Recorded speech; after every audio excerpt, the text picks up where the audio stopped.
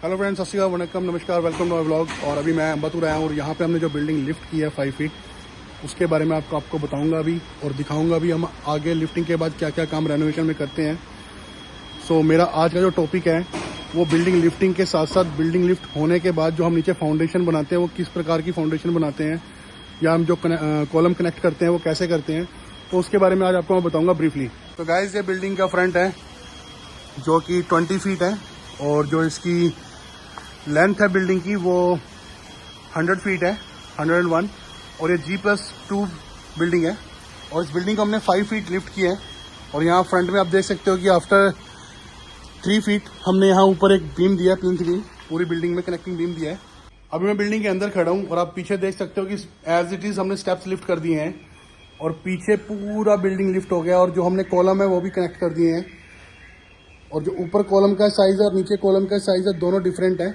मैं इस वीडियो में बिल्कुल भी ये नहीं बताऊंगा कि हम बिल्डिंग क्यों लिफ्ट करते हैं, किस लिए करते हैं और कैसे करते हैं, क्योंकि आपका टाइम वेस्ट नहीं करूंगा। क्योंकि यूट्यूब के ऊपर बहुत सारी वीडियोज हैं जिसमें जैक लगा के बिल्डिंग लिफ्ट हो रही है और किस पर्पस के लिए हो रही है सबको मालूम है। मैं आपको ये बताऊंगा कि बिल्डिंग लिफ्ट करने के बाद बिल्डिंग में स्ट्रेंथन रहता है या नहीं रहता उसके स्ट्रक्चर में, या जो हमने न्यू फाउंडेशन बनाई है वो किस तरह की बनाई है, या कॉलम कनेक्ट करे हैं वो किस तरह के कॉलम हमने बिल्ड करे हैं कि जो इन फ्यूचर बिल्डिंग के स्ट्रक्चर को सेफ रख सके। अभी मेरे पीछे आप जो वॉल देख रहे हो इस पे रफ प्लास्टर हो चुका है, क्योंकि बिफोर फिलिंग हम इसको रफ प्लास्टर कर देते हैं। और यहाँ पे हमने जो ब्रिक वर्क किया नीचे वो 18 इंच का किया है पहले, फिर ये 14 इंच का ब्रिक वर्क किया है। उसके बाद हमने यहाँ पे 9x9 का प्लिंथ बीम डाला है पूरी बिल्डिंग में कनेक्टिंग, जो कॉलम में से कनेक्ट होकर जा रहा है। और उसके ऊपर हमने 9 इंच का वॉल किया है, क्योंकि हमारा जो स्ट्रक्चर का वॉल है, मदर वॉल है, आउटर वॉल, वो 9 इंच का ही है। सो 9 इंच के नीचे 9 इंच वॉल आ जाएगा। तो एक स्टेप टाइप फाउंडेशन हमने रेडी कर दिया है। सो ये तो है इसका कंसेप्ट फाउंडेशन का।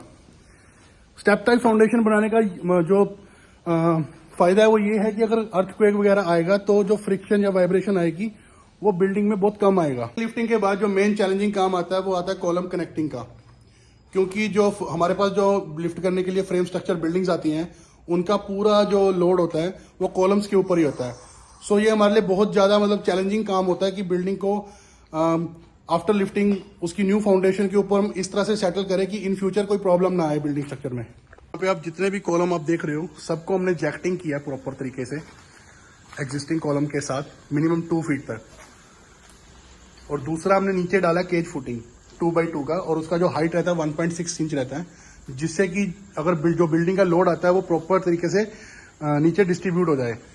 सो हर कॉलम को हमने जैक्टिंग किया है। जैक्टिंग में क्या होता है कि जो एग्जिस्टिंग रोड है वो तो हम लैपिंग कर ही देते हैं, हम 2 फीट तक इसको कंक्रीट चिप करके रोड आउटर जो कंक्रीटिंग है वहां तक ले जाते हैं, और फिर हम कॉलम के आर पार एक होल करते हैं और उसमें से रोड निकाल के प्रॉपर तरीके से फिर कंक्रीटिंग करते हैं। सो उसका फायदा ये रहता है कि अगर कल को इन फ्यूचर अगर अर्थक्वेक आता भी है तो कॉलम स्टेबल रहेगा और बिल्डिंग को कोई नुकसान नहीं होगा। लेकिन अगर हम नॉर्मल जो साइज अभी ऊपर कॉलम का है एग्जिस्टिंग साइज है, सेम उसी साइज में हम अगर कॉलम को दोबारा से फिल करते हैं तो उसका एक नुकसान ये है कि अगर सपोज अर्थक्वेक आ भी गया तो बिल्डिंग का जो कॉलम है वो ब्रेक हो जाएगा और बिल्डिंग कोलैप्स हो जाएगा।